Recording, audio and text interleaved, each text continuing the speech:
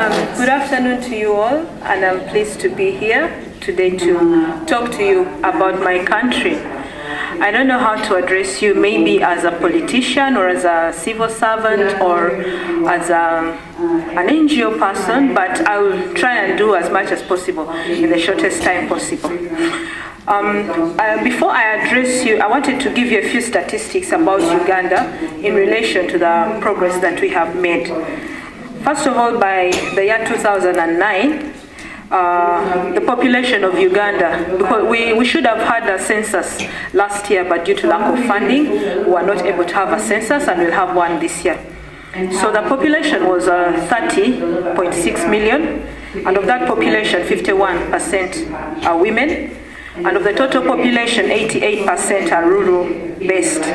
So most women are based in the rural areas, so they actually are not exposed to a number of things. And then of this population, the average growth rate is 3.2, and nationally, in terms of economy, we have 2.7% growth. But we had experienced, at least having gone through a bad experience of inflation, down national economy and so forth, we were able to raise our economy to about 6.1 to between 6.1 and 6.9 percentage growth. Now, the progress that we have managed to register is that we have a 90% school enrollment, and a large number of that school enrollment, especially at the elementary level, is girls. Then we have an increase in the rural water coverage, which is at 6.1%, and from this year in the national budget, we are raising money to increase on the coverage of the water in our country. And then we have a reduction in HIV/AIDS prevalence from 30% to 6%, and is even much lower if we did more figures, because Uganda has been at the head of the reduction of HIV, of the spread of HIV and AIDS, and we are controlling it through the provision of services, ARVs, condoms, which most people do not want to wear, especially the female condom, but at least we try and pass on that and prevent that.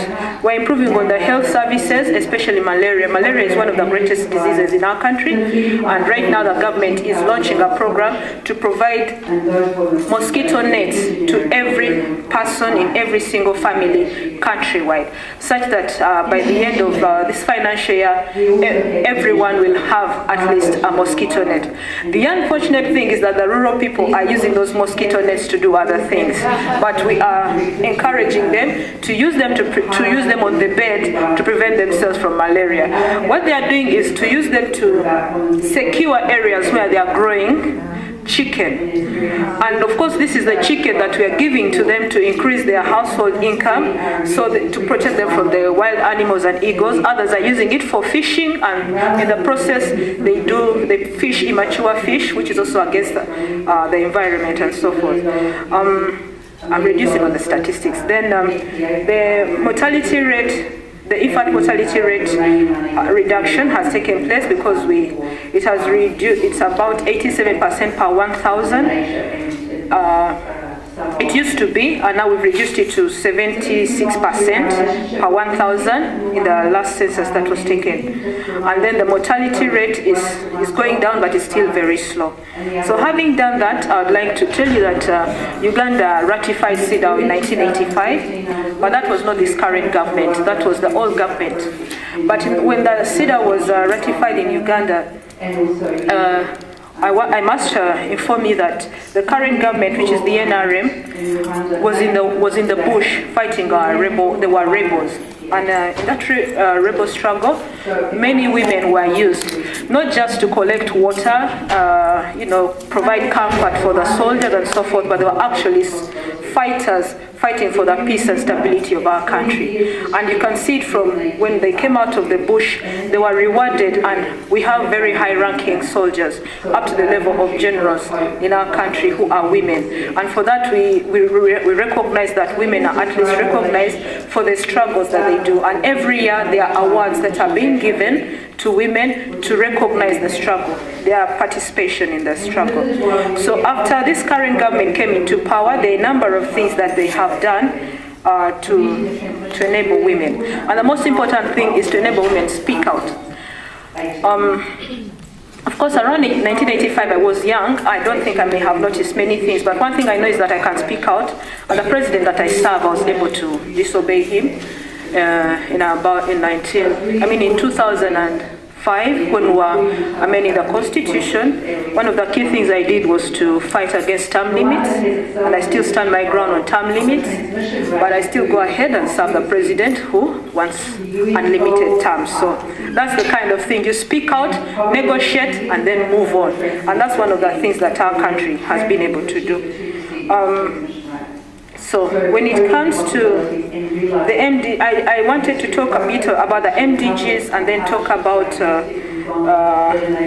what we've done with CEDAW. So I'll briefly run through the MDGs and what Uganda has been able to do in relation to women. And then you can help us on some of the things that we haven't been able to achieve. We can discuss and see what else we can do. When it comes to the eradication of extreme poverty and hunger, hunger is not a problem in our country. I come from a country which is environmentally rich and fertile. I mean, the area I come from is even extremely fertile. That's why you can see we are gifted by nature. When you see a woman my size, that means you're gifted by nature. That's because we're able to grow food and eat healthy, what we call healthy. And we are able to export. So we are concentrating on moving the women from being subsistence farmers into extensive farmers by combining their farmland, and that way they can do plantation farming and plant coffee, plantains, fruits, and so forth. And then at their local centers, we are promoting industrialization so that they can be able to package and be able to export or trade in the food, and government is going to be able to support them. But there are also limits because we do not have the adequate funding, and there are still a few limits here and there. We've been in relation to achieving productive employment and decent work for all. We're still stagnant on that. But what government has done is we have what we call SACCOs, the small the banking system, where people put together their incomes and are able to rotate the funding so that they can encourage the women in their groups to support their small projects. And from those projects, they're able to employ themselves in groups and do some work that can earn them some money.